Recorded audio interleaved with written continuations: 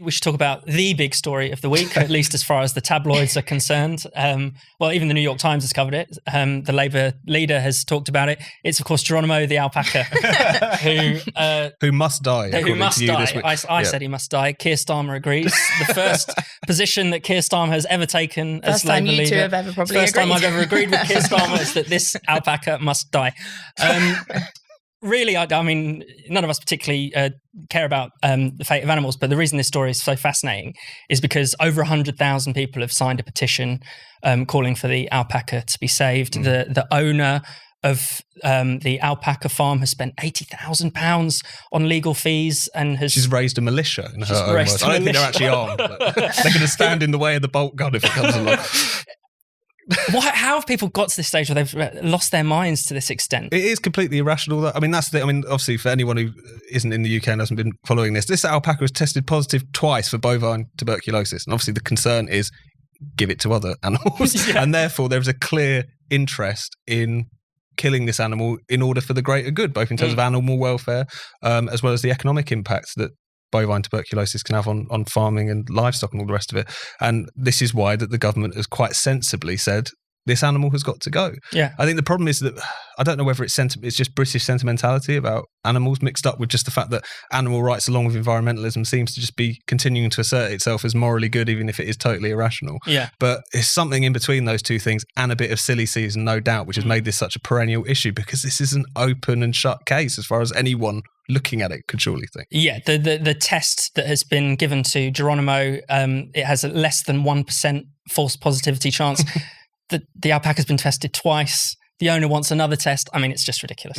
It is ridiculous. And I think that it is silly season, but also there are people like Chris Packham who are involved, noted extreme environmentalists. For Chris Packham. No, but I mean, he's an individual who's part of organisations and has said himself that, in relation to, things like Ebola or the pandemic, that, every microorganism, every kind of, every cell has its place. Is someone who really is deluded in terms of the order of priority when you're thinking about how to organise a society. Microbes' lives matter. Yeah, and the important thing here is the reason why the alpaca has to die. It's not because it's fun to kill an animal for any reason, and not because you should ever kill an animal unnecessarily, but because the way in which we organise the difference between human beings and animals is because human beings are valued more.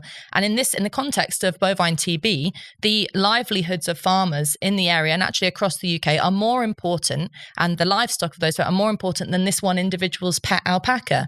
And there's an important point to make about the way in which the government handles TB, because of course it's been endemic in the country for 20, 30 years now. There's never been a serious conversation about how to deal with it. There are farms all over the country who are constantly living with, orders against movement and living with TB, and their livelihoods are damaged. So you could have, let's have a discussion about how better to deal with TB, how to perhaps eradicate it at some point in the future.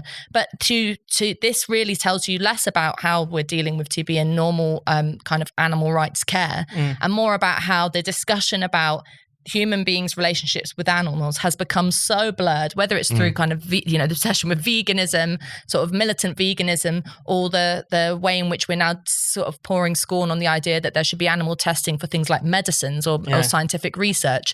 That blurring of the distinction between humans and animals is very dangerous, because of what it does is it denigrates the specific superiority, and you almost get pillorized for saying that, but the superiority of human beings, and why protecting human beings is more important than protecting animals.